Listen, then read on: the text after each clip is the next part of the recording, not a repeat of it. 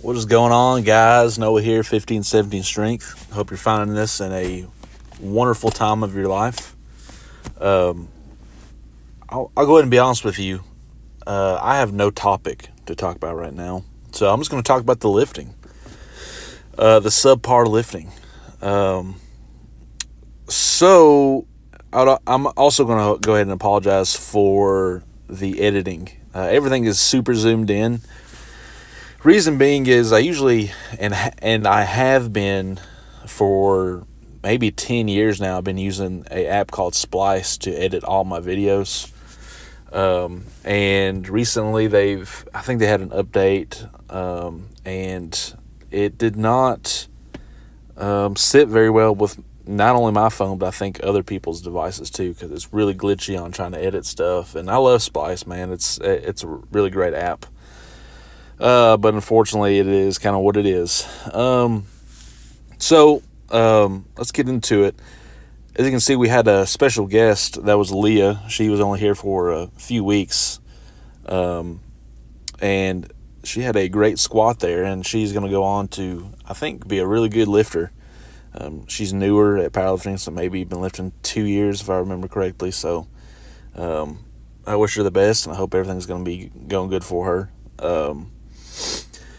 So with my own lifting, this month, this block was actually super good. I made some really good progress on certain lifts, and I feel really good about certain circumstances. We can start off with the bench. I'll start with the squat. So that first video you're seeing, I did like a triple with chains to box, and my grip was still narrow. So my issue I've had was like, okay, my grip is narrow, and it's making me kind of want to do like what I was doing when I was raw lifting, sit back, but also not really sit back, if that makes any kind of sense. But I wasn't able to actually sit back into my suit with that kind of grip. And the whole reason why I went to narrow in the first place was because I thought that I had some sort of shoulder impingement, and who knows, I might still do it, but I've been really cautious on doing my upper back, like my T-spine mobility drills before we squat, and it's really helped. I don't feel any kind of type of way. So squat felt really good, and towards the end of this video, I do get some squats, I think to at least parallel or to depth. So that was really exciting, and that was with the wider grip as well. And that was a banded deadlift with the blue bands. So at the top it was like 722, and on my deadlift too, I was like, man, I'm tired of like things not feeling good on my deadlift. I've been talking about that for like the last 3 videos. But like that session felt so good. I actually even broke my SBD belt. Like I was so hyped because that's like the best it's ever moved with that much weight. And I literally threw my belt like everyone does, and it broke one of the prongs on it. So, but yeah, deadlift felt really good, man. And now we're on the bench. Every session on bench, I touch I've been trying to touch opener weight. So that was like 475, and I'm going to continue to touch that up until prep. Sorry, there's a dang airplane flying by. So I'm going to make that my goal every time when I get into the shirt. I've been wearing, I think I figured out kind of the shirt on as far as where to wear it for a good touch, like opener wise. Still need to figure out how to mess with it to get more out of it, but as long as I get a touch on my opener, that's really my main concern, and to depth on squats. Also, the meet is 2 months. Yeah, 2 months away and maybe a few days. So that's awesome. And as it gets closer, I'll obviously inform y'all more about what's kind of going on in my head, meet prep wise. But I'm pretty hyped for it, especially things moving so good. And I'm just going to continue just to kind of do what I've been doing, being consistent with the changes I made. Let's see what else. Okay. That right there, what I did. That was a variation I did one time before for a few weeks, but it was when we were doing dynamic work, like 10 sets of 2, the 3.